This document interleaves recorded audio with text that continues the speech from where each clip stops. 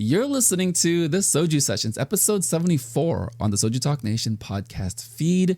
I'm your host, Crispy, also known as Crispy Wonton or simply just Anton. And on today's show, Max returns to discuss JUNNY, Not About You.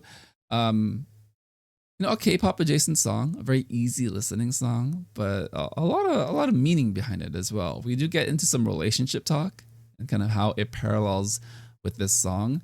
And then we do a life catch up. We see what he's been up to, what adventures and places Max has been over the past few months. And yeah, it was just really nice to catch up with Max. You know, Max, good people. Max is good people. Man, it is popping off with concerts here on the West Coast, here in the United States. I'm going to do a quick rundown of all the shows that I've been to and all the shows that are coming up in the next couple of months. So I started off by going to Wusong in Oakland, Stray Kids at the Oakland Coliseum, and then Luna just a few weeks ago in San Francisco. All pretty spread out, so I had some time to mentally recover. Coming up this weekend, August 19th through the 21st, we have KCON LA.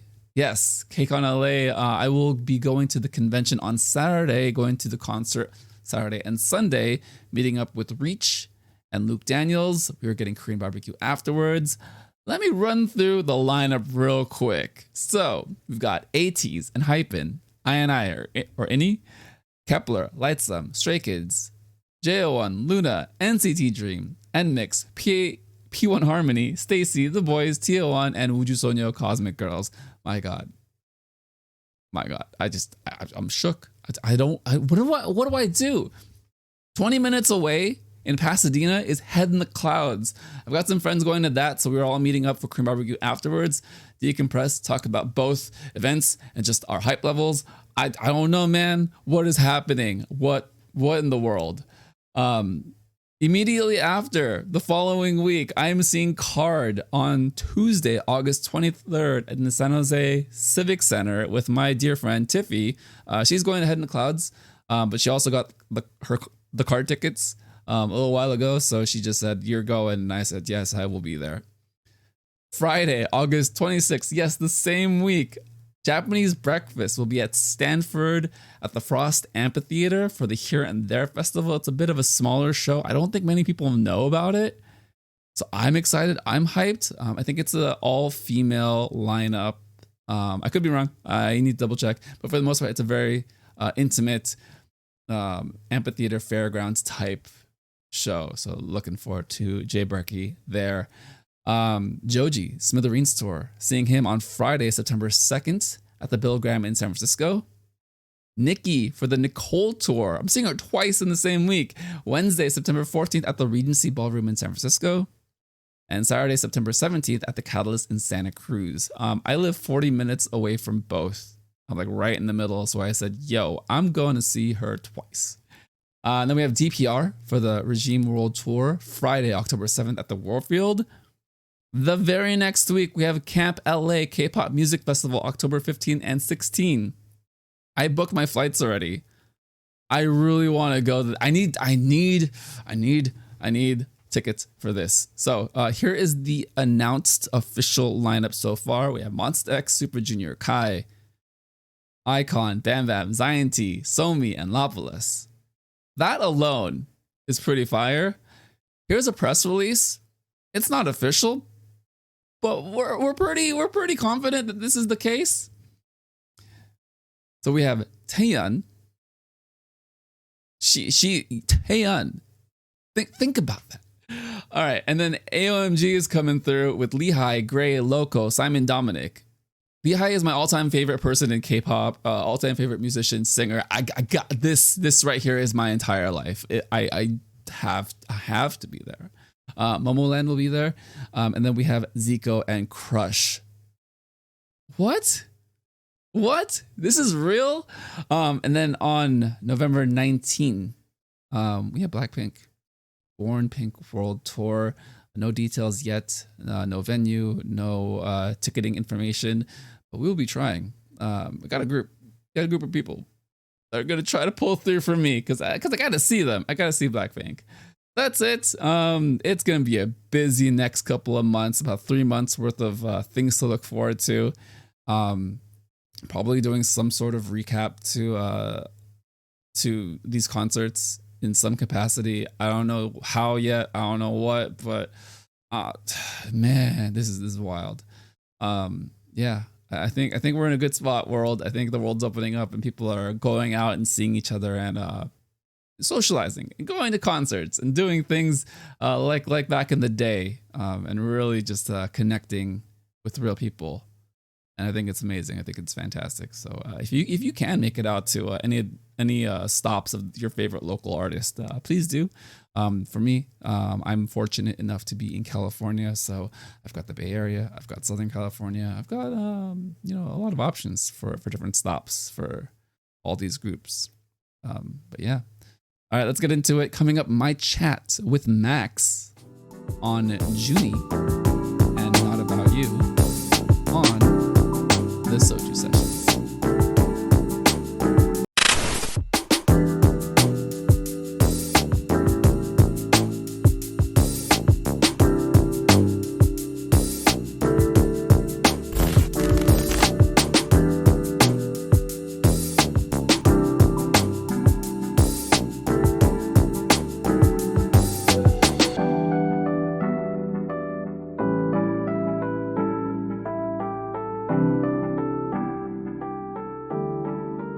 Joining Soju Sessions, making his return, a man with a very, very velvety, sultry, deep voice. Who can just, smooth, just like, velvet. Yeah, words are great at 6 a.m. The one and only Max. Welcome back to the show, sir.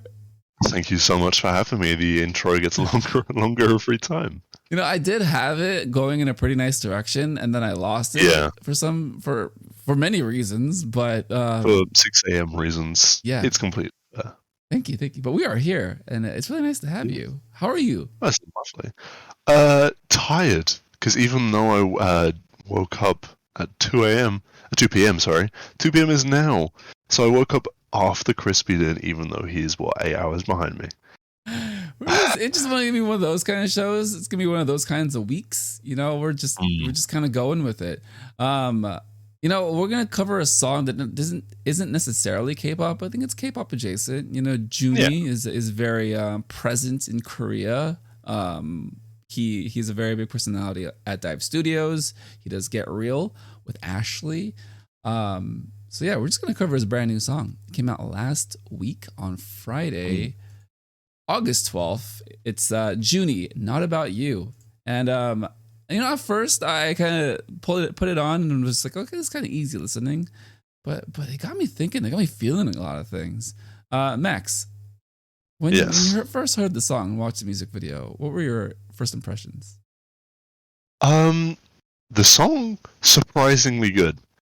You sent it to me to have a little listen, and I was like, okay, I know of this guy. I knew he was a kind of celebrity almost, and he did this stuff, and I was like, huh.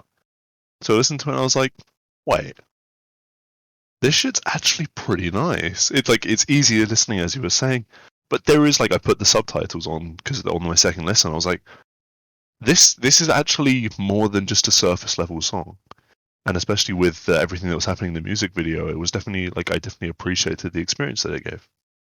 Yeah, it definitely told a story. I like the music video itself. It's pretty minimal, I would say. There isn't too much there isn't too much typical K-pop things. It's really just kind of telling a story, and it matches really well with the song. I think the song could be kind of described as a contemporary pop song.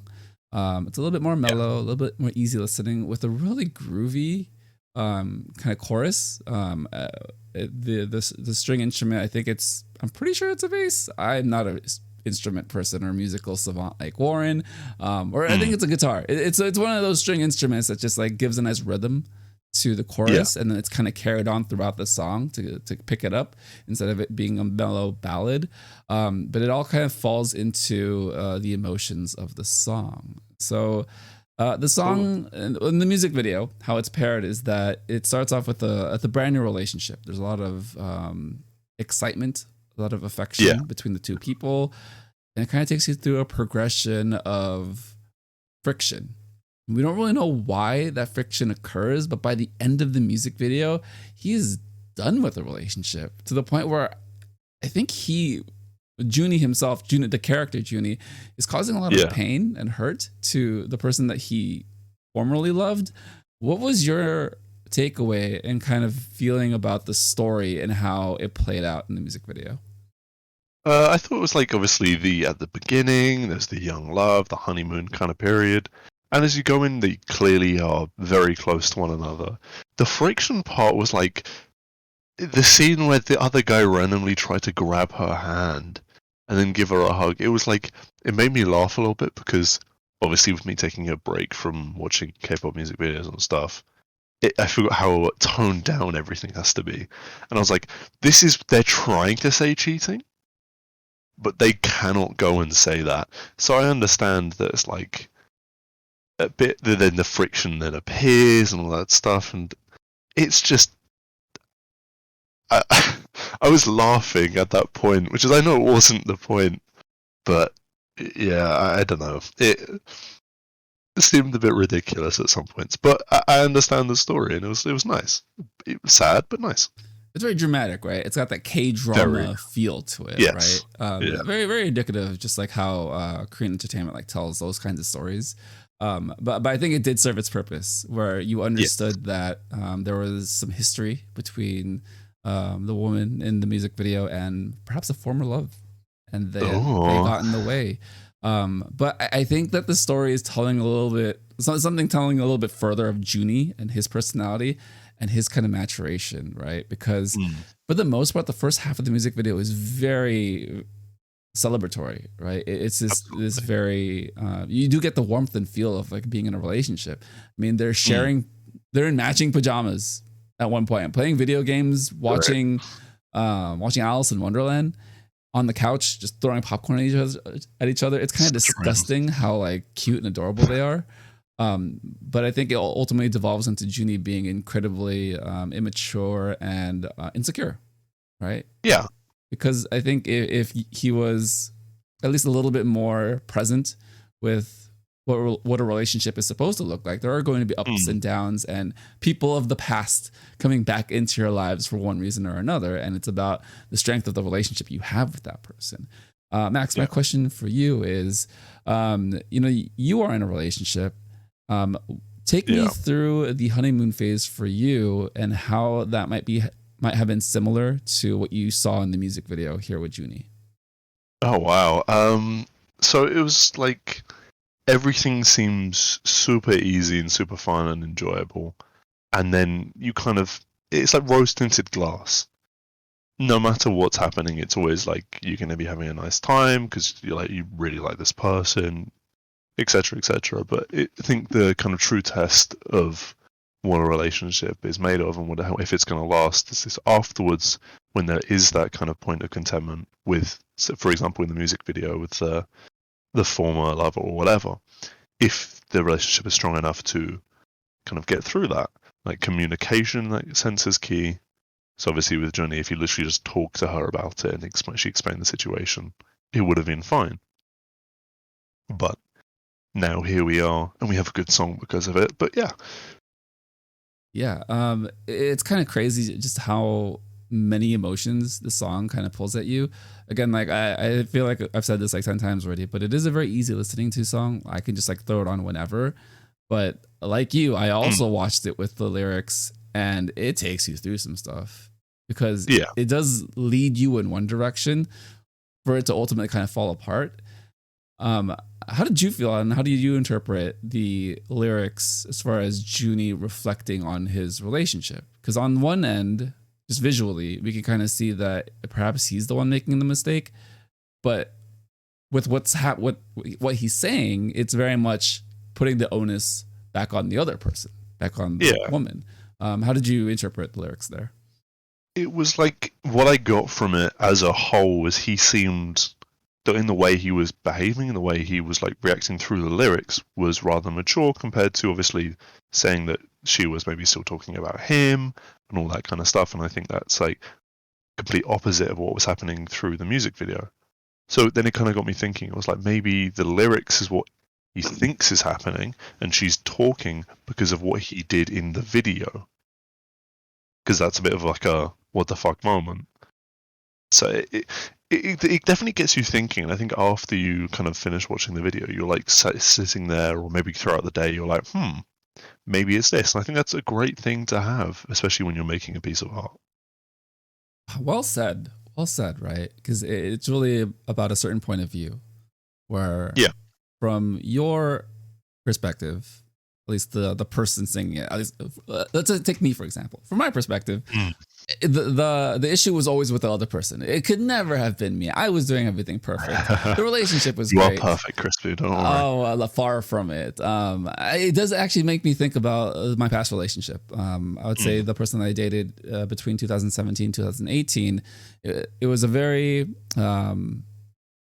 very passionate relationship, I would say. We got along really well. We had very similar interests. We actually met at work.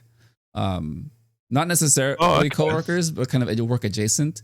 Yeah. So, we had a lot in common. We saw each other frequently. And I can never, when it was devolving, when it was kind of going to the point where it was going to end, I could never really figure out why, right? I always thought like if I tried hard enough, I could make it work. It couldn't be me, right? At least that's what I was trying to convince myself. But I'm a very agreeable person in that sense, where I still wanted to give them the benefit of the doubt that they could possibly be right, even though I just couldn't believe that we were not a fit. It wasn't until maybe a year and a half later that I kind of figured like, oh yeah, there are a lot of warning signs, right? Where perhaps in the moment, in kind of the affection and the passion, you don't see you miss them. Yeah. Just how not a fit the personalities were. And I could say for me, like the things that didn't work were just like different perspectives and points of view. Kind of the amount of tension that my ex-girlfriend brought to certain situations that I felt like were very unnecessary. This is not a story that happened for me, but she was telling me about her ex-boyfriend and the reason why they broke up, or at least one of the many reasons.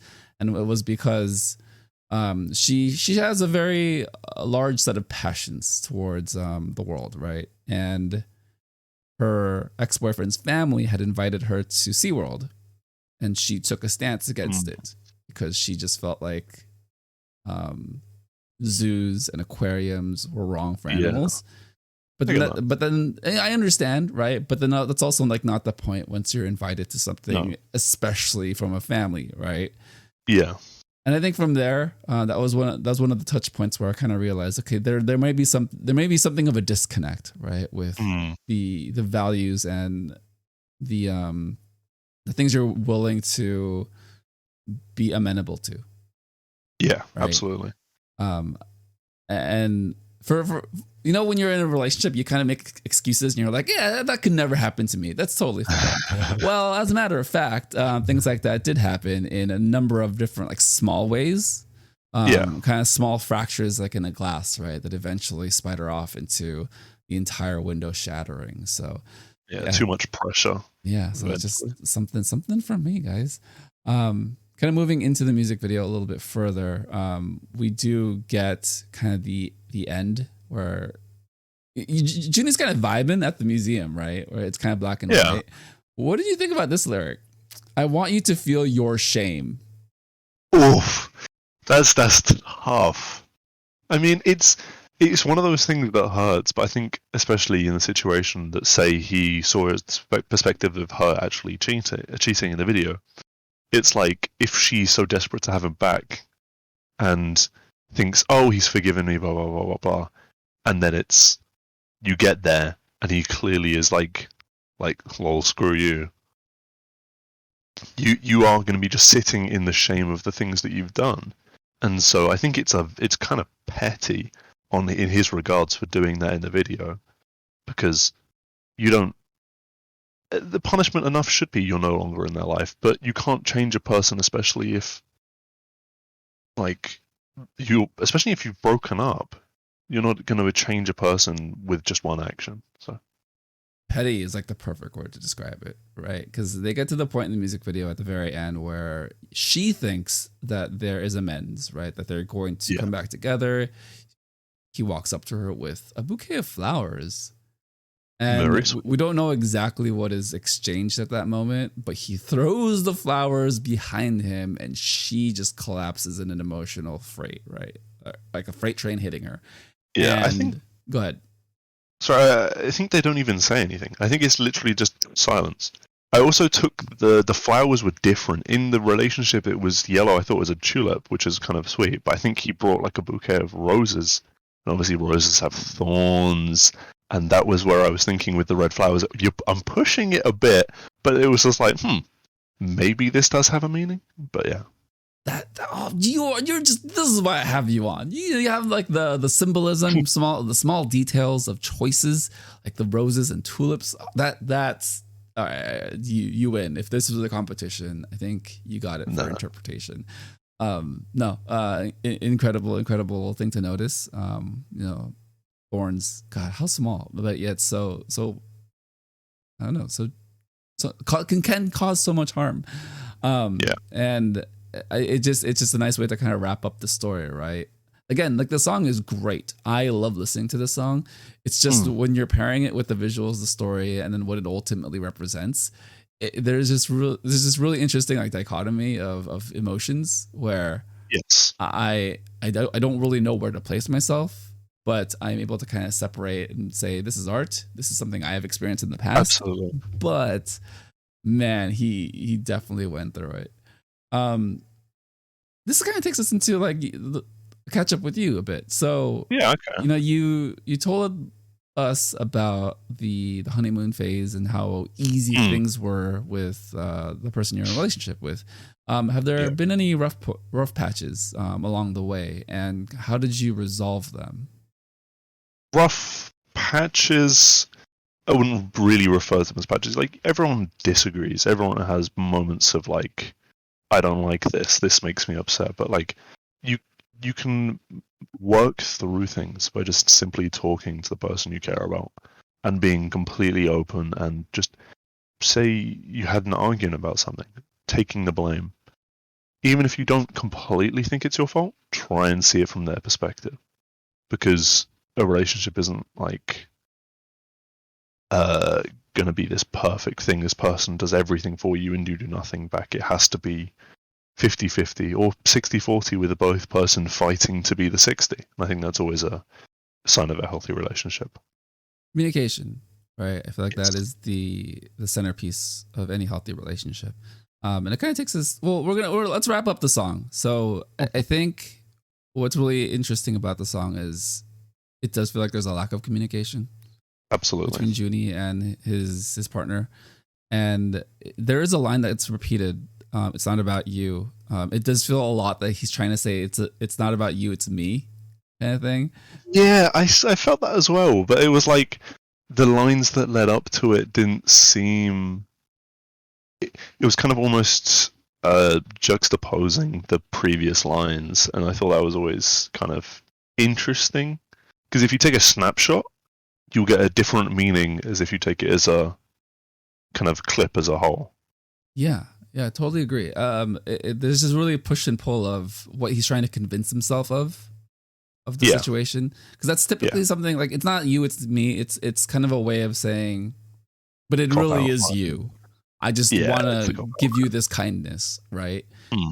And I don't know. There is a playfulness to it. It's a little fun, but man, is it petty, like you said. Like, oh man. What are your closing thoughts on JUNNY and Not About You? The thing I was thinking about when I was doing it is, it strikes me as one of those pieces is after you watch the entire thing and you listen with the lyrics, you will be unsure of how you feel afterwards, and you have to process everything that you're feeling and everything you're thinking. And I think that's always a sign of something that's clearly had a lot of thought go into it. And so, like, stuff like maybe other movies will make you feel like that, maybe other like songs will make you feel like that. For example, um, I noticed this when I watched like Everything Everywhere All at Once. I was thinking about that movie for weeks on end, and just this 4-minute song has captured a little bit of that energy with me thinking about it throughout my day, and I think that's always a good sign of the care that went into it. Great endorsement of this song, and also Everything Everywhere All at Once. Two Great movie. very very different forms of stories, but at the same time, I think have lasting effects, right? So yeah, everyone check out JUNNY. Not About You. Max kind of just like killed it right there. So if that didn't sell you, I don't know what will. Well, we're gonna get into some life catch up now, Max. It's been a minute. I know you're a little separated from K-pop, but you know, I feel like I found something. I found a song that resonated with you. Absolutely. What have you been filling your life with in lieu of K-pop over the past couple of months? Anything and everything. I mean, when it comes to music, it really varies between pop, rock, rap, whatever. Something will come on, catches my attention. I'll be listening to it for a while. Recently, Steve Lacy's new album, Gemini Rights. That was something that I really really loved. But I've been, especially over the past week, I talked a little bit in the K-pop channel. I've been slowly clawing my way back into K-pop, and I think Pop by Neon, that song kind of got things started, which is kind of fun because Twice were one of the first groups that really got me into K-pop in the first place. But that song is just so good. I don't know why I like it, because the happy songs I haven't been resonating with as much, but like something about it, I don't know, it was great. You just needed something to match the summer vibe, right? Or just Exactly. like really happy and summery. No, that's a really nice like summer touch point for this year. Yes. Definitely one of the more popular songs of the year. One of the more popular people in K-pop. I think she absolutely killed the music video.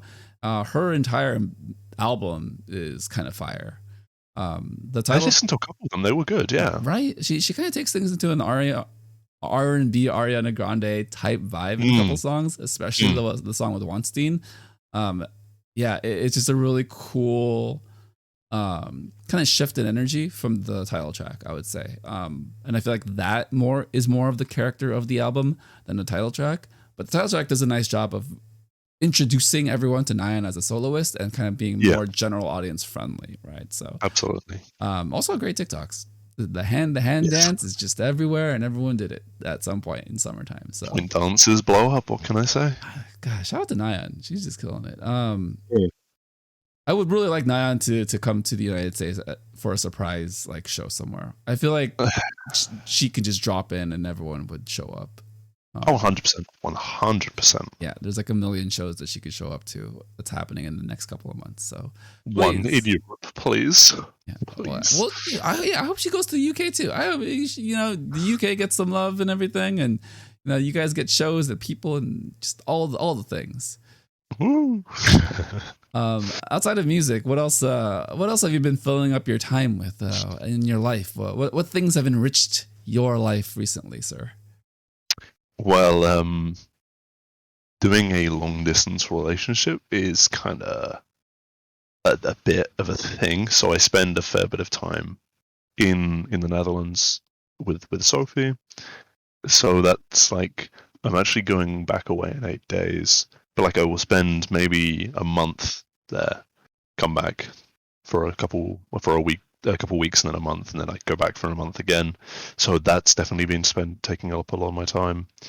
Been trying to fill the days between those kind of trips, playing some games, spending time with my family, with my dog especially, and trying to not die from the heat, because I don't know if you heard about the Europe heat wave, but it's been roasting here for the past maybe month or so, more so than Europe is usually used to. So, but like when temperatures are reaching like high 30s to 40 degrees, we're in a, so I don't know what that is. So it'd be like maybe 100 and something. It's a lot. Yeah, I got Fahrenheit. this. Anything past 25 Celsius is a lot. That's how I rationalize it. It's like, Yes, I got pretty this. much. Pretty Yeah. much. And so, like, generally a hot summer in the UK would be high 20s. And then we are now just sitting comfortably in high 30s, brushing 40. And I'm like, what do I do? How can I live? I'm melting here. I'm like sweating more than I ever sweat before. I'm like, "Ah, I want to go out, but if it's like the sun is a deadly laser, as I forget who said it, but yeah, hiding inside sometimes. Yeah, I have heard. I do share and send my sympathies in your direction. UK specifically doesn't really have an infrastructure for air conditioned buildings, Absolutely right? not. Right. Nope. No. Okay. Cool. I mean, the last time I was there was like almost 10 years ago, and I still remember. It was actually during spring, but it was Hmm. freezing cold, and I just saw like the kind of the old school heaters. Yeah. Yeah, Right. And it's absolutely. like, oh yeah, this makes sense. You know, this country's been around for a couple hundred years, couple centuries. Yeah. You know, they don't need air conditioners, and then here we How are, wrong we were. 10 years I mean, later. if you haven't been here in 10 years, you should definitely pop by at some point. Yeah. I mean, I would be careful around the British Museum because Sophie had her phone stolen the first day we were there. But apart from that, yeah, it's a lovely place. Well, I will let you know. I think that's definitely in the cards that'd be great. to travel. I gotta travel more. I gotta get outside the United States. I think that's the big thing. Yes. You traveled. You went to Canada. I did. We I flew into to JFK, and Shimboy very kindly picked me up. We went back to Newark or Hoboken, and we were just vibing there for a day, and then woke up, and then Amini was like, "Okay, we now need to do a 7-hour car journey," and I'm like, "Oh, okay, I've just flown for 8-9 hours. Let's just do another 7 hours." And as someone in Europe, we are not used to long car journeys. This is not a thing. The longest plane I'd been on before was like 3-4 hours, and so I think I travelled like a total of 16 hours in like a day, or maybe just over a day. And I was like, I'm not used to this. My body is not ready. So props to people who were able to do that. Yeah. But yeah, we went to the Canadian Grand Prix. That was lovely. Had a nice time. Had some nice food, and yeah. And now I'm back. Let's start with meeting Shinboy at the airport. What was that like meeting someone online that is not Soapy, but yes, you've definitely, I would say you've definitely did grow your relationship during that trip, right? So tell me the initial meeting and kind of the exchange of minds at that moment. I expected it to be a lot more awkward than it was. But if anyone's ever been to JFK, like we had to, he was like, oh, I called him. I was like, where are you? And he was like, oh, I'm pulling up in my car now. But there's like 3 lanes of traffic. And I'm like, okay. So I just had I traveled just with a backpack to the States for a week. So I was like, okay. I had to run across the traffic, put my bag in the back of the car, and then hop in. So we didn't like properly get a good meeting per se. Like you don't walk up to each other and go hi. But it was like a bit of that, but there wasn't any kind of discomfort so much. It was like talking to someone that I've talked to a lot before, and it was exactly how I was expecting it. Kind of the conversation wasn't like broken. It may have been a little bit strange couple for a bit, but then we drove back home, and then it was completely fine. But yeah. So it's nice. Going on a 7-hour road trip with someone you essentially just met, but you know this person, but you learn so much more about them. I would say in a lot of ways, being in a car with someone is a little bit more intimate than just being roommates, because at least you can kind of avoid someone. What was that like, and what did you learn about each other during that 7 hours on that first day? We spent a lot of that time listening to podcasts and music. I certainly listened to music I wasn't expecting to. I mean, I knew he was into like death metal and rock, but like I didn't. It was pretty strong stuff. It was enjoyable, and I think I might attribute that to my kind of me looking more into rock as a genre, not as hard as death metal, but like kind of delving deeper into that because I did actually end up enjoying it, which I was not expecting to. But it's been a little while, so I'm trying to think exactly what I learned during the car journey. But it was nice because it's one of those ones where people say that traveling together is definitely a way to catch a measure of a person, and if you are truly going to be friends with them. And it was a pretty kind of fun and enjoyable, well, as fun and enjoyable as a car journey can be.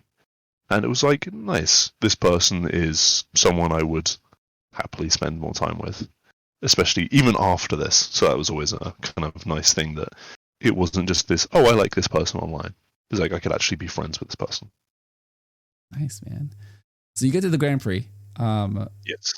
Well, I know there's a story behind this. So what happens once you get there, and what did you end up doing at the Grand Prix?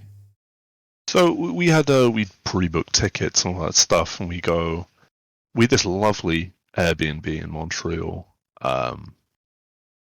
Like I remember we booked it for 3 people originally, but Doug ended up pulling out. Disappointing to this day. But then we still had the same Airbnb. I remember walking in and going, "Holy shit!" So it was lovely. I got to sleep on the sofa, but the sofa was actually a bed. So I think Matt got the bed and I got the sofa, but the sofa was better than the bed, so I wasn't too fast. But yeah, first day we went to it was great, very hot, very bright. Second day, poured down, absolutely soaking. And because I traveled with just a backpack, I don't have a coat. I didn't bring a jumper, and I was like, shit. So I managed to borrow an umbrella, but I was kind of cold that day. But then the third day was also absolutely roasting. So ended up burning a little bit. I had some rings on at some point, and I had a very, very clear tan line of where the rings were on my hands. I thought that was kind of funny. But yeah. You just went through the entire like spectrum of weather, I guess. God, yes, I absolutely. feel like you versus the weather is a very common theme over the past couple of months. Yeah, I mean, the weather doesn't like English people, I guess. It's kind of a pretty well-known fact. Yeah, the weather kind of just like followed you. It's like, we're just going to give you the hardest time, and you're going to experience the weather in full. Yes. No, the Grand Prix sounds amazing. Gosh. Yeah, no. I'm trying to think of so I've never watched F1 or just like anything. To a new person, what's something that you experienced at the Grand Prix live that is a selling point to get someone into F1? Community, 100%. Like, watching Formula One on TV is fun. You can like passively watch it, so you can be watching it and then you can go do something because it's like maybe take an hour and a half, stuff like that, and you can still keep track of it.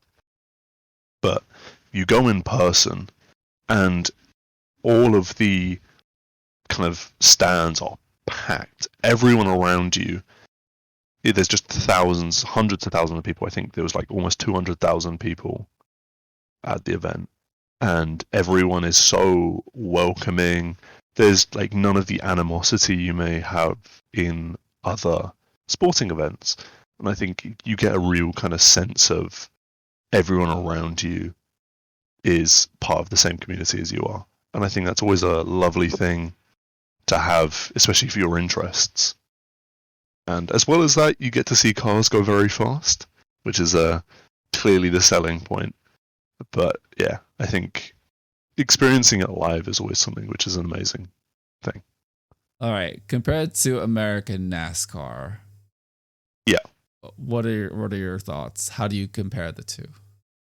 Turning left versus not turning left. I think NASCAR is definitely going to have skill involved. Everything, all of that always does. The only thing I think of when I think of NASCAR is just Cars, the movie. And if you're not as good as Lightning McQueen, I don't want it. So I will take F1 every single day of the week.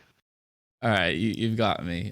I've just never been. Well, I like fast cars. I grew up as an Asian kid in the '90s, so Fast and the Furious was definitely a part of my identity. But Absolutely. NASCAR was just something I was like, no, I don't get it. No, me neither. Yeah, but F1 became very popular. I mean, F1, those cars were like the first cars I ever saw as far as like racing cars, right? Like Yes, and they've been around for like decades. If not like half a century as far as that type of racing. But just something that never like translated over to the United States until like fairly recently. Yeah, I think it's definitely blown up in recent years. I think I credit the Netflix series Drive to Survive with a lot of that success. And it kind of made the sport more accessible for a lot of people. And it's like getting into it from a purely like a cold start can be quite difficult. But when you kind of get to see everything that's going on behind the scenes, you get an introduction to the cars, the drivers, all that stuff. It makes it like easier to kind of go, oh, I would like to get invested in something like this. And I think that yet again, is kind of the spirit of community. There is very little gatekeeping when it comes to the sport. And I think that's always a very positive sign. Nice, man. Yeah, it sounds like a very welcoming environment. Yeah, it can be, absolutely. I definitely can see how the popularity has grown. It's very easy for people to get into, right? Shout out Netflix. Yeah. Netflix just making things happen like in small ways that people just like don't, not that they don't understand, but it's like it's very subtle and you wouldn't expect like that outcome to just like create an entire like US fandom over F1, right? Formula One. Yes. Been pretty crazy. Yeah, nice. Speaking of community, how have you been as far as the Discord community or just your persona, your life on the internet? And have you been able to kind of find a balance between your real life, your internet life, and everything in between? I have been lurking like a Larry on the server for a long time. I feel bad for not messaging as much, but I'm always watching, as they say. I enjoy kind of going through the general chats and all that stuff. So like, I feel like I'm engaging less just because I'm kind of doing other things, but it's still nice to see that everyone is kind of out and about, talking with each other, and I think I've missed that a lot, and I've definitely tried to engage more recently. But as for my real life, not much is happening, especially since I dropped out of uni. Just kind of doing my thing at home, trying to get a job, sadly. But yeah, I think community is definitely something that is going to help me kind of get through these times. And so that's why I was definitely like reaching out. I was like, I like these people. I haven't talked to Crispy in a while. You haven't been so active, especially when we used to do VC. So I was like, you know what? I should try and talk to him. And so, yeah, that's why it's always lovely to be invited onto the podcast. Yeah, no. Well, let's kind of take it back to the community in general. So, from my perspective, it's really nice to see you. I will say that. Yeah, it's absolutely nice lovely. to see you here on the show, just popping up also in different channels. I think it's just always a pleasant surprise just to see that username. Say one or two snarky things, and in my head, right. I picture the tone and the accent, so it makes it less snarky and just like fully enjoyable. So all good things there. So I too have been less active on the server just because of work and life, and just trying to kind of keep a balance there. I use the show as a way to connect with people. I think for me, it's kind of my outlet. It's kind of how I want to engage with K-pop. But then it goes beyond K-pop, right? Because ultimately it turns into storytelling and what personal histories are and kind of the things that make us up, right? Just all, Yes. all of the different components of our personality and who we are as people. Because I think that the Discord server and meeting people over the internet is a great way to start, right? It's a great entry point into other people's lives. But then how do I expand further into that? How do I get to know someone on a deeper level? And I've kind of just used this platform as a way to reach out to new and old people, right? Yes. And I do really appreciate that you messaged me last week, I think it was last week, and said you wanted to be on the show. And I was like, yeah, you will be on the show. Yeah. Yeah, it was just like really good timing that like I did have a spot open this week. I was like, all right, we're gonna figure it out. We're gonna make it work. And we absolutely did. So yeah, no, it's just really great to hear from you, man. Absolutely. If there was one thing you kind of learned or kind of helped you through kind of during your up and down moments over the past couple of years, just being part of the server, what would that be, and how did that translate kind of into your personal life, your real life outside of the internet? The thing is, like, with this community being kind of like global, I feel like, especially a couple months ago, I could just hop into VC and then someone would be there, and it's always nice to have kind of like a human company like talking to you. Say I was like feeling pretty alone, say at university or something, and I needed kind of to talk to someone, I could just hop in VC and then someone would be there. And I think that was always a lovely thing to have, that kind of people from everywhere that'd be like, oh, someone's gonna let's go have a conversation with Max. I think that's always it was a reassuring kind of thought, and it made me feel kind of like I'm part of something that's more than just some people talking on the internet. So I think that was lovely.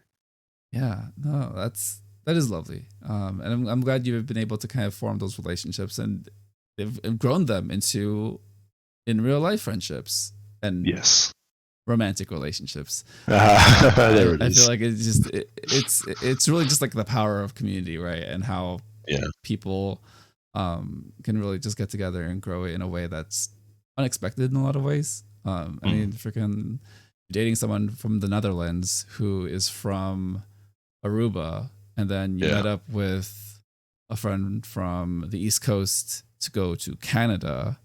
Yeah, you've legitimately been like everywhere, just solely based on your foundation as a person on the server at Soju Talk. Yeah. So exactly, it's not what I expected when I joined, but here we are. Yeah, so shout out to Doug, Warren, and Anita, because yes, absolutely, without the three of them, man, just like we're just like kind of lost without a hub, right? So I mean, it's all just kind of remarkable ultimately. Any parting words, closing thoughts, or words of wisdom you'd like to impart on the listeners before we head out? As for words of wisdom, I have very few, so I cannot make any promises. But I just have to say it's lovely to be able to talk with you again. I think it's lovely to kind of be on the podcast, and I hope to be more active around the community again. Yeah, man. No, it's whatever capacity you can be active on. We are more than happy. I am more than happy to have you around. And this has been an amazing conversation. Starting off with JUNNY, just honestly, just like a very atypical starting point for Soju Talk. I don't think JUNNY would have been covered normally. Probably not considered just regular K-pop. But you know, he's in Korea. He's K-pop adjacent. He's doing this thing. Yeah. Yeah, and the song itself is a great song with a great message and a great like art piece to a music video. So I think that's a really nice starting off point. And thank you for like really diving in, because that a lot of things that kind of took me by surprise. I was just like, oh man, it's kind of deep. Oh, we're going deep. All right, cool. And yeah, it was just great catching up with you. So really loved having you, man. It's been an absolute pleasure. Thank you. Yeah, man. All right. Well, let's sign out. Thank you, everyone, for listening to the Soju Sessions on the Soju Talk Nation podcast feed. Subscribe on YouTube, follow on Spotify, Apple Podcast, or wherever you listen to podcasts, and continue the conversation on the Soju Talk K-pop podcast Discord. For Max, I'm Crispy, and this has been the Soju Sessions. Bye.